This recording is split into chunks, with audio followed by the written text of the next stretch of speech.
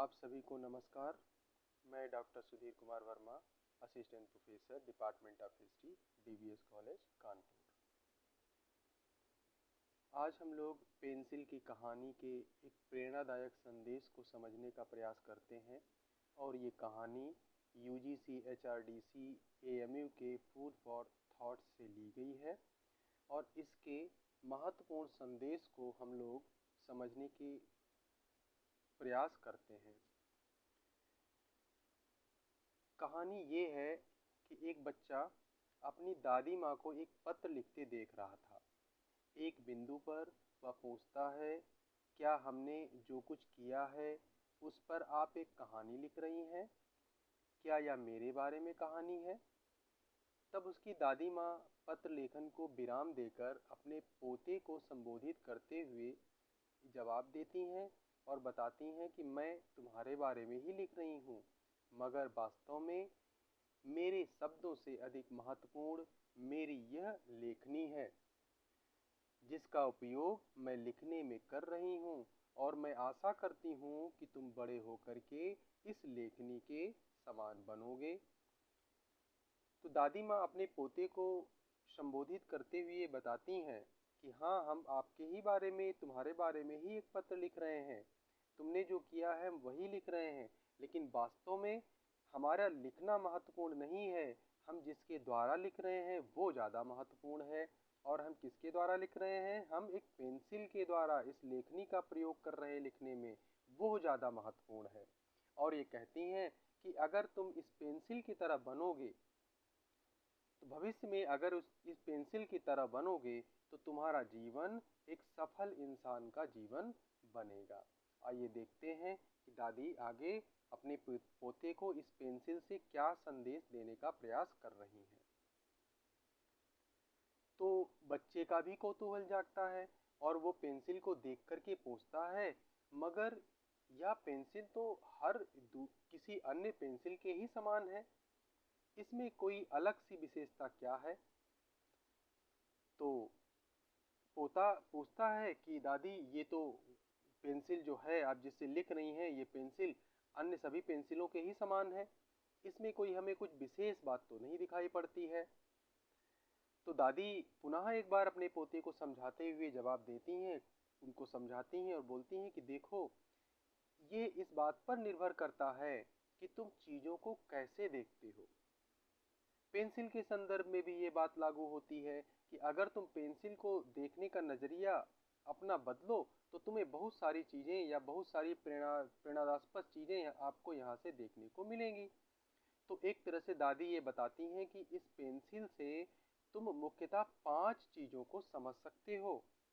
अर्थात पेंसिल में ऐसी 5 विशेषताएं हैं जो व्यक्ति को उसके जीवन में एक सफल इंसान बना सकती हैं।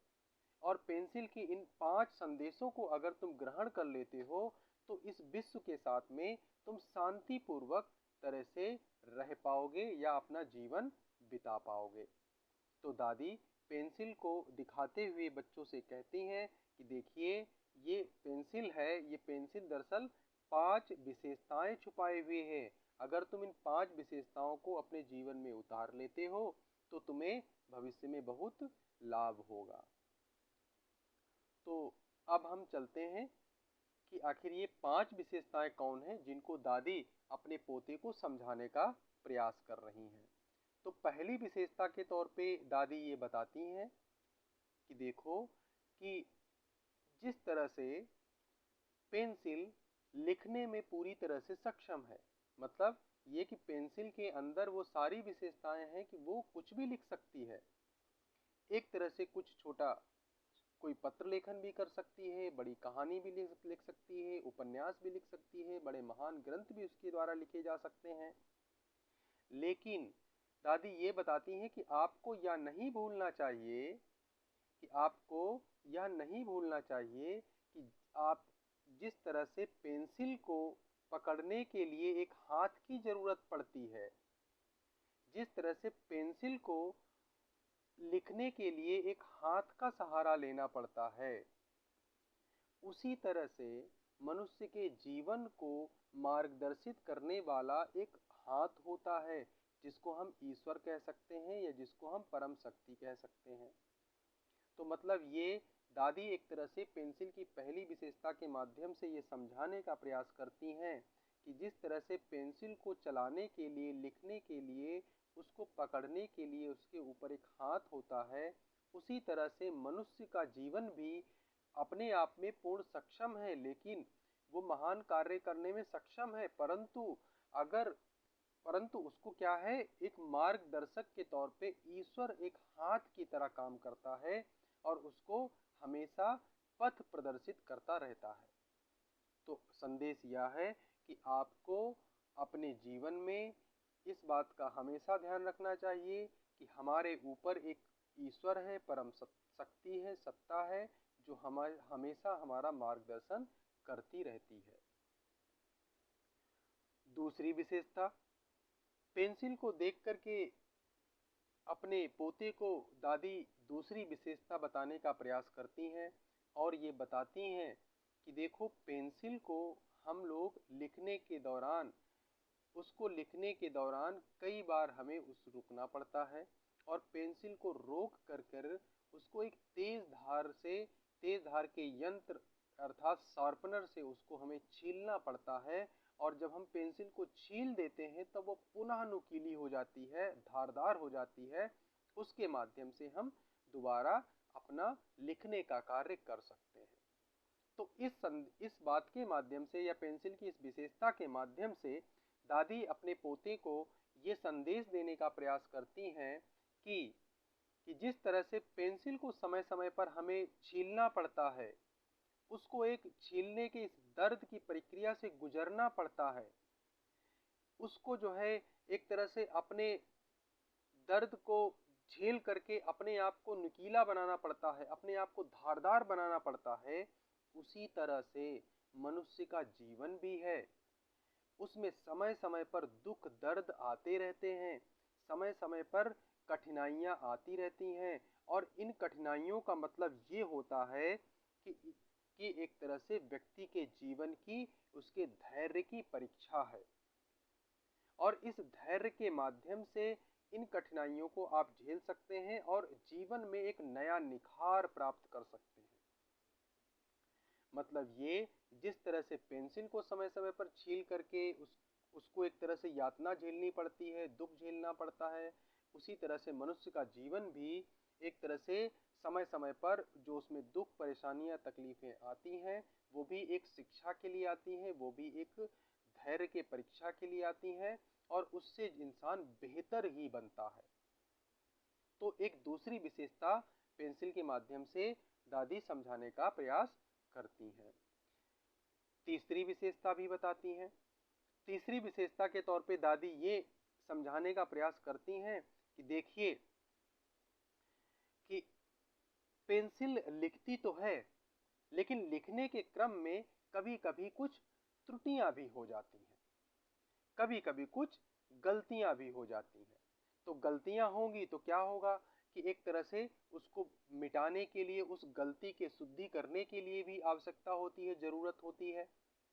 तो मतलब ये कि दादी पेंसिल को दिखा करके अपने पोते को ये समझाती हैं और ये बताती हैं कि देखिए कि आप इस चीज को नोटिस करिए कि जिस तरह से पेंसिल के द्वारा लिखा गया कोई भी पत्र, कहानी या कोई भी चीज, तो उसको मिटाने के लिए एक रबड़ की जरूरत होती है और रबड़ के माध्यम से उस गलती को सुधारा जाता है।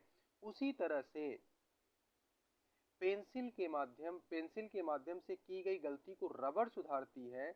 उसी तरह से तुम्हारा जीवन भी, उसी तरह से मनुष्य का जीवन भी ऐसा होना चाहिए कि आपके जीवन में जो गलतियां हैं, आप उनको सुधारने का एक मौका दें। मतलब ये कि आपके इस जीवन के सफर में कई प्रकार से कई बार आपसे गलतियां होंगी, लेकिन वो गलतियां एक तरह से स्वीकार करनी चाहिए। आपको उन गलतियों में सुधार करने की बराबर गुंजाइश बना के रखनी चाहिए, और आप इन गलतियों को सुधार करते हुए आप अपने जीवन में आगे बढ़ें। तो संदेश यह है, जिस तरह से पेंसिल लिखती है, लिखने के दौरान कुछ उसमें गलतियां होती हैं, और उन गलतियों को बिगाड़ने के लिए, मिटाने के लिए एक रबर होती है, उसमें त्रुटि को सुधार किया जा सकता है। उसी तरह से मनुष्य के जीवन में कई बार गलतियां भी होती हैं, लेकिन उन गलतियों को मान करके, स्वीकार करके, सुधार करके हमें अपने कर्तव्य पथ पर, जीवन पथ पर आगे बढ़ना चाहिए। इस तरह से तीसरी विशेषता को दादी अपने पोते को समझाती हैं। पेंसिल की चौथी विशेषता के तौर पे दादी यह समझाने का प्रयास करती हैं कि देखिए, जिस तरह से हम यह समझने का हम यह देखते हैं कि पेंसिल सिर्फ जो है हमें बाहरी आवरण में दिखाई पड़ती है। पेंसिल की हमें वैसे तो बाहरी लकड़ी दिखाई पड़ती है, लेकिन वास्तविक महत्व तो उस लकड़ी का नहीं होता है। वास्तविक महत्व ग्रेफाइट का होता है। जो पेंसिल के अंदर विद्यमान जो ग्रेफाइट है, उस ग्रेफाइट का महत्व होता है। और इसी तरह से आप ये समझ लीजिए कि जिस तरह से पेंसिल की बाहर आवरण का महत्व कम होता है, उसके अंदर उपस्थित जो ग्रेफाइट है, उस ग्रेफाइट का ज़्यादा महत्व होता है, वही ज़्यादा अर्थपूर्ण होता है, उसी के माध्यम से हम लिखने का कार्य पूरा करते हैं। उसी तरह से मनुष्य का जीवन है, मनुष्य के जीवन को अपने बाह्य आवरण की बजाय अपने अंतर मन की घटनाओं पर ध्यान देना चाहिए। मनुष्य को सदा अपने अंतर मन पर ध्यान केंद्रित करते हुए अपने जीवन को आगे बढ़ाना चाहिए। तो पेंसिल की इस कहानी के माध्यम से दादी पेंसिल की इस चौथी विशेषता के माध्यम से ये समझाने का प्रयास करती हैं कि किस तरह से हमें अपने जीवन के अंतर मन को महत्व देते हुए आगे बढ़ना चाहिए। पांचवी विशेषता को भी पेंसिल को दर्शाते हुए दादी बताती हैं कि पेंसिल की पांचवी विशेषता ये है कि हम जिस तरह से पेंसिल अपने लेखन के दौरान बहुत सारे निशानों को छोड़ती है, लिखने के दौरान अगर हम उसको बिगाड़ भी दें उसके लेखन को, उसके बावजूद भी हमें उसके निशान स्पष्ट दिखाई पड़ते हैं। उसी तरह से मनुष्य अपने जीवन के रास्ते को, जीवन के सफर को तय करते हुए कई निशान पीछे छोड़ता है। तो निशान छोड़ने का मतलब ये है कि यहाँ पर आपको इस बात का ध्यान रखना पड़ेगा कि हम अपने जीवन के अच्छे पहचान को, अच्छे निशानियों को छोड़ना चाहते हैं या कुछ नकारात्मक चीज़ों को छोड़ना चाहते हैं। मतलब ये कि जिस तरह से हम अपने जीवन को जिएंगे वैसे ही निशान हम पीछे छोड़ जाएंगे। तो संदेश यह है कि हमें अपने जीवन को बहुत ही सावधानी पूर्वक जीवन जीना चाहिए और एक सकारात्मक सहयोग इस संसार, इस दुनिया के लिए, इस मानव समाज के लिए छोड़ करके जाना चाहिए। तो इस तरह से दादी पेंसिल के माध्यम से अपने छोटे से पोते को, उसको उसके जीवन में कुछ सकारात्मक संदेश देने का प्रयास करती हैं और पेंसिल के माध्यम से 5 महत्वपूर्ण विशेषताओं को समझाते हुए उसके जीवन में सकारात्मकता को जोड़ने का प्रयास करती हैं, ताकि वो भविष्य में एक बेहतर इंसान बन सके और समाज के लिए कुछ योगदान कर सके। तो हम लोगों ने बहुत ही प्रेरणादायक कहानी को समझा, प्रेरणादायक उसके संदेशों को समझा। तो अभी के लिए हम लोग यहीं पर रुकते हैं। आप सभी को बहुत बहुत धन्यवाद।